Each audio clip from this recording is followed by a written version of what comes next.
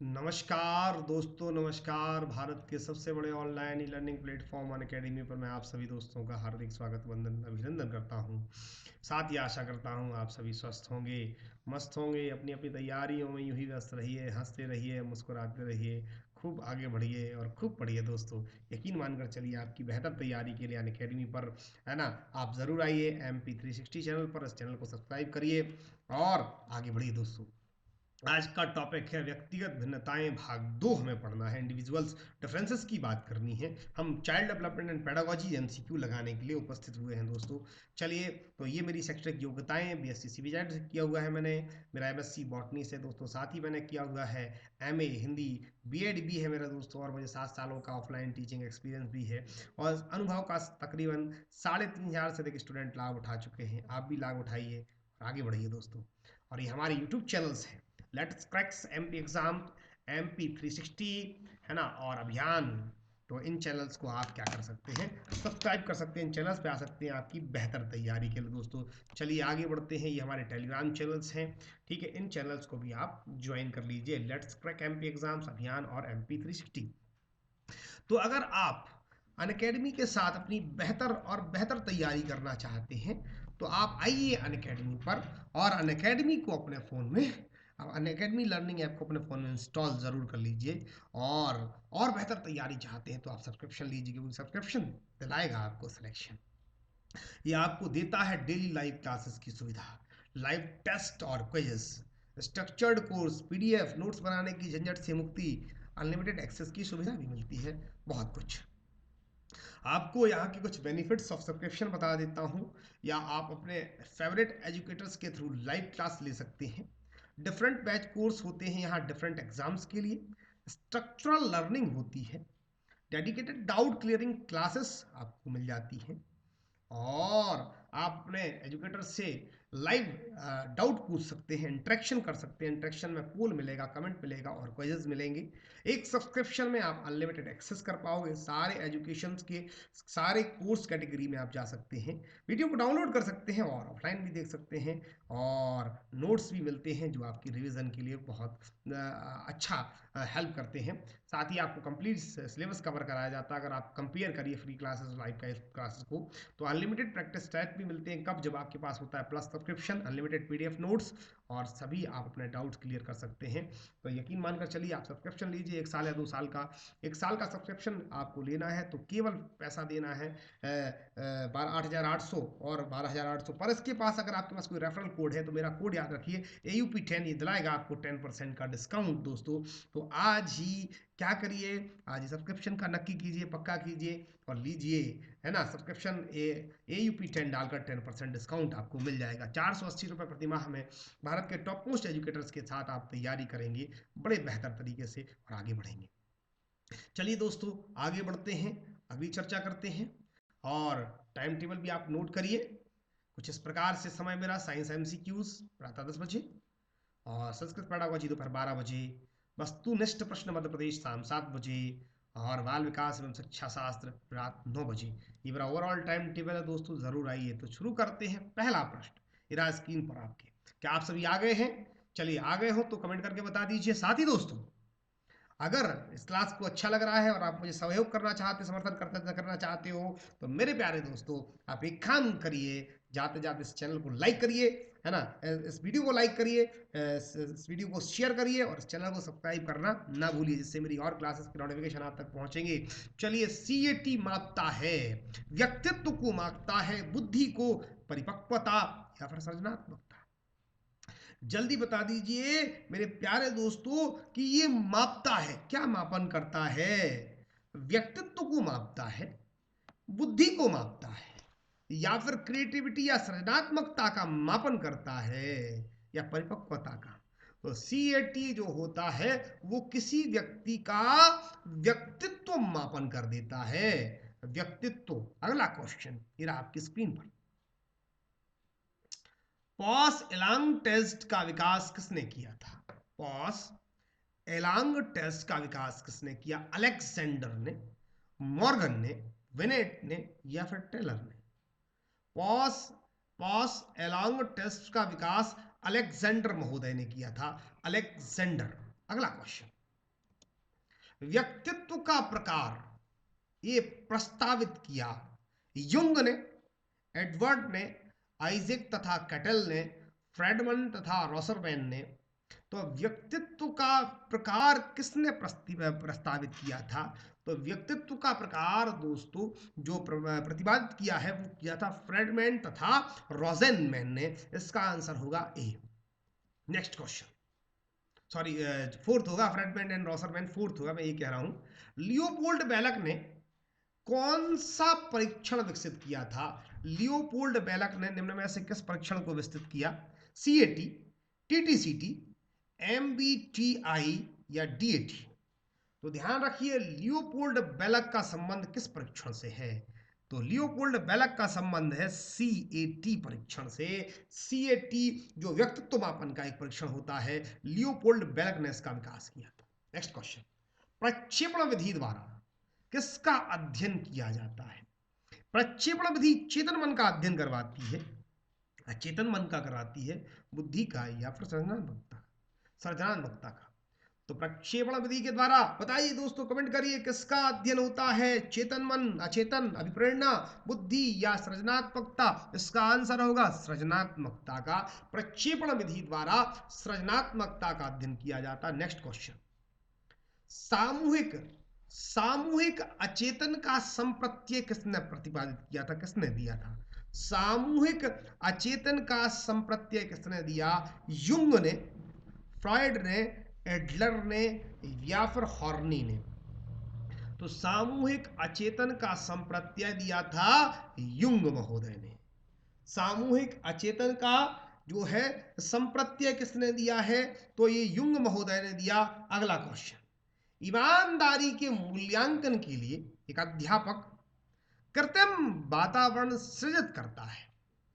बच्चा, ईमानदारी के मूल्यांकन के लिए एक अध्यापक कृत्रिम वातावरण सृजित करता है जहां बालक पैसे चुरा सकता है। यह उदाहरण है प्रक्षेपण परीक्षण का, परिस्थिति के परीक्षण का, अवलोकन विधि का या खेल विधि का? ईमानदारी के मूल्यांकन के लिए एक अध्यापक कृत्रिम वातावरण सृजित करता है जहां पैसे चुरा सकता है एक बालक। यह उदाहरण होगा प्रक्षेपण परीक्षण का, परिस्थिति परीक्षण का, अवलोकन विधि का या खेल विधि का? तो इसका आंसर होना चाहिए दोस्तों बी, परीक्षण। परिस्थिति जो है, परिस्थितियों का परीक्षण होता है क्योंकि परिस्थितियां व्यक्ति से कुछ भी करवा देती हैं। तो इसका आंसर बी होगा। नेक्स्ट क्वेश्चन, व्यक्तित्व की प्रक्षेपण विधि कौन सी है? रोरसा स्याही धब्बा परीक्षण, स्टैनफोर्ड विनय परीक्षण, डीएटी या भाटिया परीक्षण माला? व्यक्तित्व की प्रक्षेपण विधि कौन सी है? रोरसा स्याही धब्बा परीक्षण, स्टैनफोर्ड विनय परीक्षण, डीएटी या फिर भाटिया परीक्षण माला? जल्दी बताइए इसका आंसर क्या होगा? व्यक्तित्व के प्रक्षेपण की विधि, मेरे हिसाब से इसका आंसर ए होगा रोरसा स्याही धब्बा परीक्षण। एक बार पुनः आप सभी दोस्तों से निवेदन, क्लास पसंद आ रही हो तो जाते जाते इस क्लास को लाइक करें, शेयर करें अपने दोस्तों तक, है ना? और साथ ही दोस्तों इस चैनल को सब्सक्राइब जरूर करिएगा जिससे मेरे रिचुअल्स के नोटिफिकेशन आप तक पहुंचेंगे। आपके अपने मित्र को आप आगे बढ़ा रहे हैं तो लाइक जरूर करिएगा। सृजनात्मकता परीक्षणों में किन भारतीयों का परीक्षण प्रसिद्ध रहा? वॉकर मेहंदी और पासी, डॉक्टर कामथ, डॉक्टर मित्तल या कोठारी एवं पासी? वो कौन से भारतीय विद्वान थे जिन्होंने सृजनात्मकता परीक्षणों में बड़े फेमस रहे? सृजनात्मकता परीक्षणों में वो दो भारतीय प्रसिद्ध थे जिनका नाम था वॉकर मेहंदी और पासी।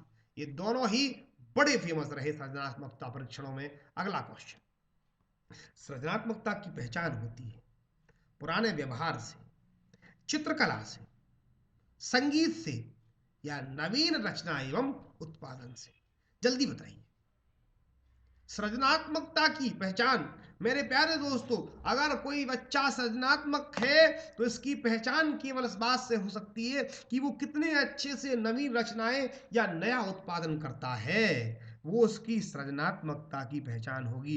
क्योंकि कहते हैं ना, जितना आपका आईक्यू अच्छा होगा, जितना क्रिएटिव माइंड होगा, वो उतनी ज़्यादा नवीन रचनाएं करेगा और नई नई खोजें करेगा, नया नया उत्पादन करता रहेगा। नेक्स्ट क्वेश्चन, सृजनात्मकता संबंधित होती है, सृजनात्मकता संबंधित होती है अपसारी चिंतन से, अभिसारी चिंतन से, कल्पनात्मक चिंतन से या खाली चिंतन से, है ना। क्रिएटिविटी इज रिलेटेड टू, ध्यान रखिए दोस्तों, ये जो सृजनात्मकता है इसका चिंतन, इसका संबंध होता है अपसारी चिंतन से। इसका आंसर ए होगा। नेक्स्ट क्वेश्चन, निम्नलिखित में से कौन सी क्रिया निष्पादन प्रकार की बुद्धि परीक्षण का उदाहरण नहीं है? निम्न में से कौन सी क्रिया का निष्पादन प्रकार की बुद्धि परीक्षण का उदाहरण नहीं होता है? घन निर्माण करना, ब्लॉक का छेद में फिट करना, चित्रों के टुकड़ों को जोड़ना या सरल गणितीय समस्याओं को हल करना। निम्न में से कौन सी क्रिया निष्पादन प्रकार की बुद्धि परीक्षण का उदाहरण नहीं होगा?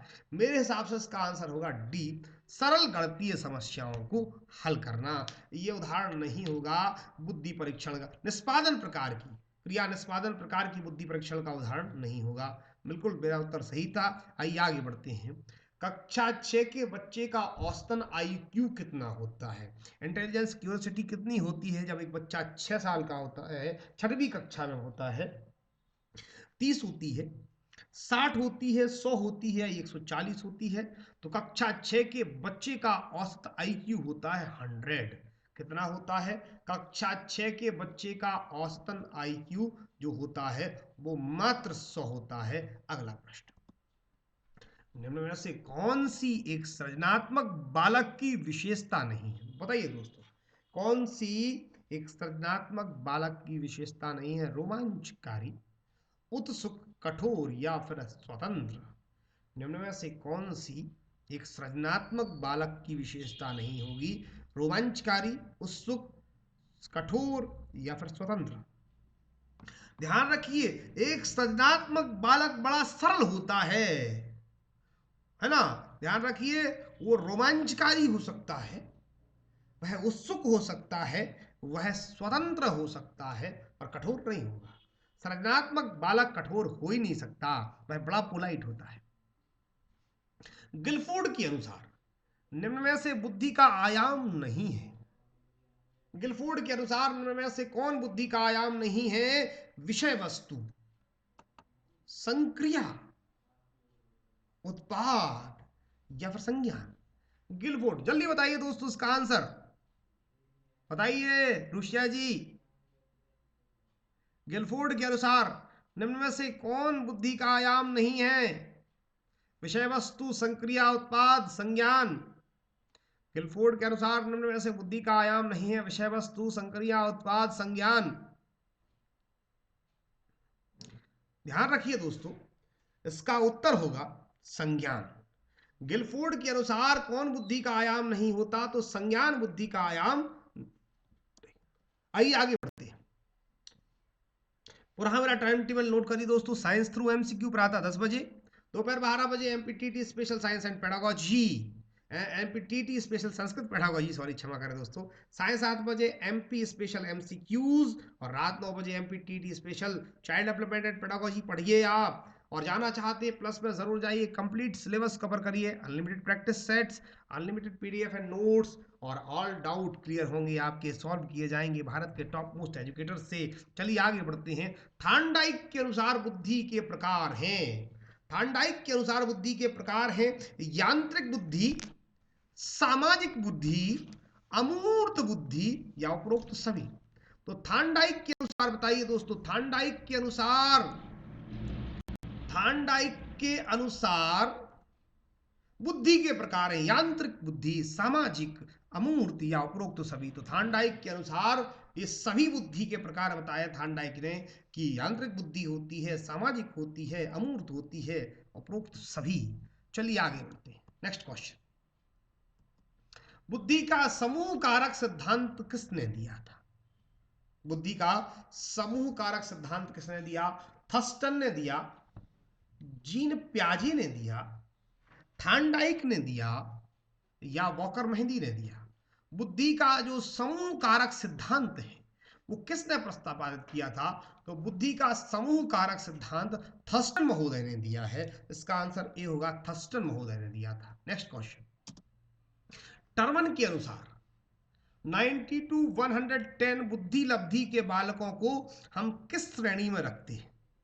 टर्मन के अनुसार 90 से 110 बुद्धि लब्धि के जो बालक होते हैं वो सामान्य बालक होते हैं, या विशिष्ट बालक होते हैं, या अति विशिष्ट बालक होते हैं, या फिर होते हैं मंद बुद्धि बालक। बताइए कि जो टर्मन ने कहा, टर्मन के अनुसार 90 से 110 बुद्धि लब्धि के बालक होते हैं वो सामान्य बालक होते हैं। अगला क्वेश्चन, जब एक व्यक्ति कहता है कि राम में अध्यापन के लिए अभिक्षमता है, तो इसका अर्थ होता है, जब एक व्यक्ति कहता है कि राम में अध्यापन के लिए अभिक्षमता है, तो इसका अर्थ होता है राम अध्यापन में कुशलता अर्जित करने की योग्यता रखता है। राम बच्चों को टैकल करना जानता है, राम अच्छी बात कर सकता है, राम हंसना जानता है। जब एक व्यक्ति कहता है कि राम में अध्यापन के लिए अभिक्षमता है, तो इसका क्या अर्थ होता है कि राम अध्यापन में कुशलता अर्जित करने की योग्यता रखता है। बिल्कुल यही उत्तर होगा। जब एक व्यक्ति कहता है कि राम में अध्यापन के लिए अभिक्षमता है, तो इसका अर्थ है कि वह अध्यापन कुशलता अर्जित करने की योग्यता रखता है। आइए अगला क्वेश्चन, निम्नलिखित में से कौन सा आनुवंशिकता से निर्धारित नहीं होता है? अभिक्षमता, अभिवृत्ति, बुद्धि या व्यक्तित्व। निम्न में से कौन सा आनुवंशिकता से निर्धारित नहीं होता? अभिक्षमता निर्धारित नहीं होती, अभिवृत्ति निर्धारित नहीं होती है, बुद्धि या व्यक्तित्व। निम्न में से कौन सा आनुवंशिकता से निर्धारित नहीं होता? अभिक्षमता, अभिवृत्ति, बुद्धि या व्यक्तित्व। तो ध्यान रखिए, है ना, अभिवृत्ति जो होता है वो आनुवंशिकता से निर्धारित नहीं होता। नेक्स्ट क्वेश्चन, निम्न में से कौन सा अर्जित है? आदतें, प्रतिवर्ती क्रियाएं, मूल प्रवृत्तियां या प्राथमिक अभिप्रेरक। कौन सा अर्जित होता है? किसको आप अर्जित कर सकते हैं? आदतों को अर्जित किया जा सकता है, प्रतिवर्ती क्रियाओं को, मूल प्रवृत्तियों को, या प्राथमिक अभिप्रेरकों को। तो ध्यान रखिए, आदतों को अर्जित किया जा सकता है। इसका आंसर ए होगा दोस्तों, आदतें। अगला क्वेश्चन, निम्न में से किसमें न्यूनतम अवधान की आवश्यकता होती है? निम्न में से किसमें न्यूनतम अवधान की आवश्यकता होती है? आदतों में, अधिगम में, संप्रत्यय निर्माण में, या समस्या समाधान में? न्यूनतम अवधान की आवश्यकता होती किसमें है? जल्दी बताइए दोस्तों। तो न्यूनतम अवधान की आवश्यकता होती है आदतों में। आदतों को सुधारना हो, ठीक है, तो इसके लिए न्यूनतम अवधान चाहिए। अगला क्वेश्चन, क्रैस्मर के अनुसार स्थूलकाय प्रकार के व्यक्ति स्वभाव से होते हैं। क्रैस्मर ने कहा जो थोड़े से मोटे व्यक्ति होते हैं वो स्वभाव से कैसे होते? क्रोधी होते हैं, तटस्थ होते हैं, प्रसन्न चित्त होते हैं, या चिंतित होते हैं। तो ध्यान रखिए, इसका क्रैस्मर ने कहा कि वो क्रोधी होते हैं, क्योंकि अधिकतर मोटे व्यक्तियों का हार्मोनल इम्बैलेंस होता है, जिससे वो चिड़चिड़े हो जाते हैं मोटे व्यक्ति। आइए आगे बढ़ते हैं। CAT किसके लिए तैयार किया गया है? 3 से 11 वर्ष के बालकों के लिए, 3 से 5 वर्ष के बालकों के लिए, 10 से 15 वर्ष के बालकों के लिए, या 15 से 20 वर्ष के बालकों के लिए। तो CAT तैयार किया गया है 3 से 11 वर्ष के बालकों के लिए। CAT तैयार किया गया है। अगला क्वेश्चन, बुद्धि के क्रियात्मक परीक्षण उपयोगी होते हैं। बुद्धि के क्रियात्मक परीक्षण उपयोगी होते हैं बालकों के लिए, गूंगे व बहरों के लिए, निरक्षरों के लिए, या इन सभी के लिए? बुद्धि के क्रियात्मक परीक्षण किसके लिए जो है उपयोगी होते हैं? जल्दी बताइए। बालकों के लिए, या जो गूंगे और बहरे होते हैं उनके लिए, या जो निरक्षर होते हैं उनके लिए, या इन सभी के लिए? बुद्धि के क्रियात्मक परीक्षण किस किस के लिए उपयोगी होंगे?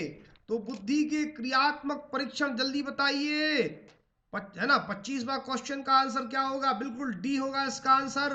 बुद्धि के क्रियात्मक परीक्षण दोस्तों सभी के लिए उपयोगी होते हैं, ठीक है। सभी के लिए होंगे उपयोगी, चाहे वो बालक हो, चाहे वो गूंगे बहरे हों, या चाहे वो निरक्षर। विचार, भावनाओं तथा अभिव्यक्तियों का संयुक्त रूप से जो व्यक्ति उनके स्वयं के बारे में रखते हैं वो क्या होता है? शरीर प्रतिमा, स्वज्ञान, स्वप्रत्यय या शरीर ज्ञान। विचारों, भावनाओं तथा अभिव्यक्तियों का संयुक्त रूप से जो व्यक्ति उनके स्वयं के बारे में रखते हैं उन्हें क्या कहा जाता है? शरीर प्रतिमान कहा जाता है, शरीर प्रतिमा कहा जाता है, स्वज्ञान कहा जाता है, स्वप्रत्यय कहा जाता है और शरीर ज्ञान कहा जाता है। जल्दी बताइए। तो ध्यान रखिए, विचारों, भावनाओं तथा अभिव्यक्तियों का संयुक्त रूप से जो व्यक्ति उनके स्वयं के बारे में रखते हैं उसे कहा जाता है स्वप्रत्यय। अगला क्वेश्चन, एडवर्ड डी बोनो ने गिलफोर्ड की अवसारी चिंतन के संप्रत्यय को क्या नाम दिया? एडवर्ड डी बोनो महोदय ने गिलफोर्ड की अवसारी चिंतन के संप्रत्यय को क्या नाम दिया था? उदग्र चिंतन, क्षैतिज चिंतन, या फिर बहुसांस्कृतिक चिंतन, या पार्श्विक चिंतन। एडवर्ड डी बोनो ने गिलफोर्ड की अवसारी चिंतन के संप्रत्यय को क्या नाम दिया? जल्दी बताइए। उदग्र चिंतन नाम दिया, क्षैतिज चिंतन नाम दिया, बहुसांस्कृतिक चिंतन नाम दिया, या पार्श्विक चिंतन नाम दिया। एडवर्ड डी बोनो ने गिलफोर्ड की अवसारी चिंतन के संप्रत्यय को क्या नाम दिया? उदग्र चिंतन, क्षैतिज चिंतन, बहुसांस्कृतिक चिंतन, या पार्श्विक चिंतन। तो एडवर्ड डी बोनो ने गिलफोर्ड की अवसारी चिंतन के संप्रत्यय को क्या नाम दिया था? पार्श्विक चिंतन नाम दिया था। इसका आंसर डी होगा दोस्तों। आइए अगला क्वेश्चन, नेक्स्ट क्वेश्चन। इसके पुनः एक बार पहले मैं आप सभी से निवेदन करता हूं, अगर ये क्लास पसंद आ रही हो तो ज़्यादा से ज़्यादा इस क्लास को लाइक ज़रूर करें दोस्तों।